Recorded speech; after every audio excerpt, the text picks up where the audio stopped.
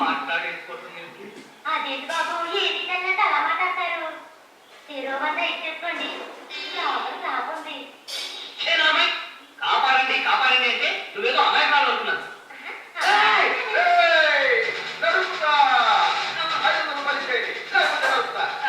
500 రూపాయలు మీకు ఎందుకు ఇవ్వాలి మేస్తారు?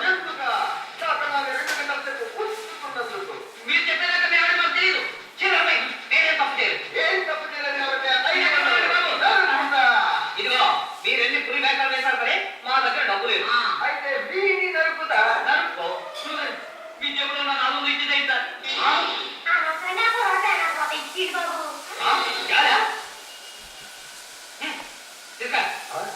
మిగతా ఉందిగా చేతులు వచ్చి ఇచ్చాయి.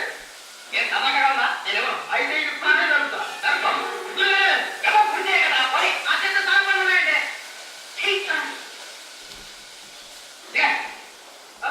అది వాళ్ళ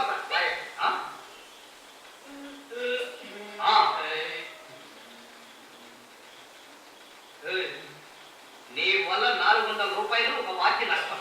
అసలు మీ దగ్గర మా ఇక్కడికి వచ్చింది. నా దగ్గర 400 రూపాయలు ఉన్న సంగతి నేను ఎవరు చెప్పనారా? ఇది నేనే ఈడైతే ఆ బ్యాక్గ్రౌండ్ ఎవరు చెప్పేది కూడా వాళ్ళకి చెప్పుకునేవాళ్ళండి.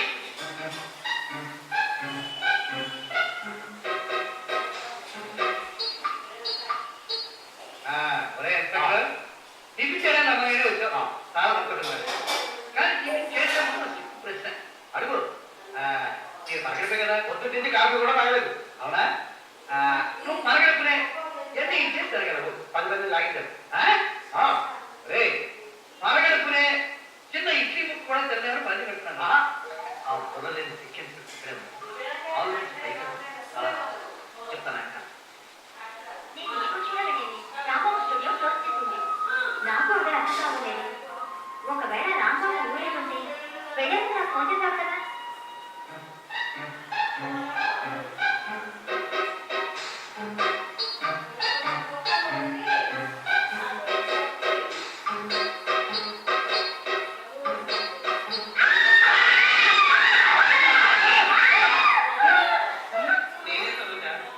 ఏంటండి దొంగలా దుప్పటి కప్పుతారండి? దీని మధ్య ఊరే లేదా? స్టూడియో క్లోజ్ చేస్తుంది. అసలు ఏం జరిగిందంటే ఏమైందమ్మా? ఎవరి ముట్టుకుంటున్నావు? ఇంకెవరు దొంగలు? నేను ఇక్కడ లేనప్పుడు ఇంట్లో ఉంటాను. నువ్వు లేనప్పుడు వచ్చారో నేను ఉన్నా లేకపోతే పర్వాలేదు వచ్చారు.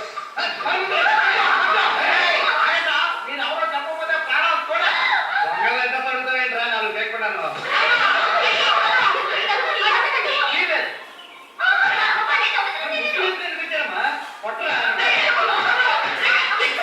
నువ్వు అనవసరంగా జారి పడిపోకమ్మా. ఒకసారి నేను ఆంధ్రలో డ్యూటీ చేస్తున్నప్పుడు ఇలాగే ఇక్కడ కేడి ఇంట్లో దూరి నానా కంగారు చేసేస్తున్నాను. జనం అంతా చేసి కొట్టండి చంపండి అంటే నేను మాత్రం గాంధీ గారి లెవెల్లో పోజెట్టి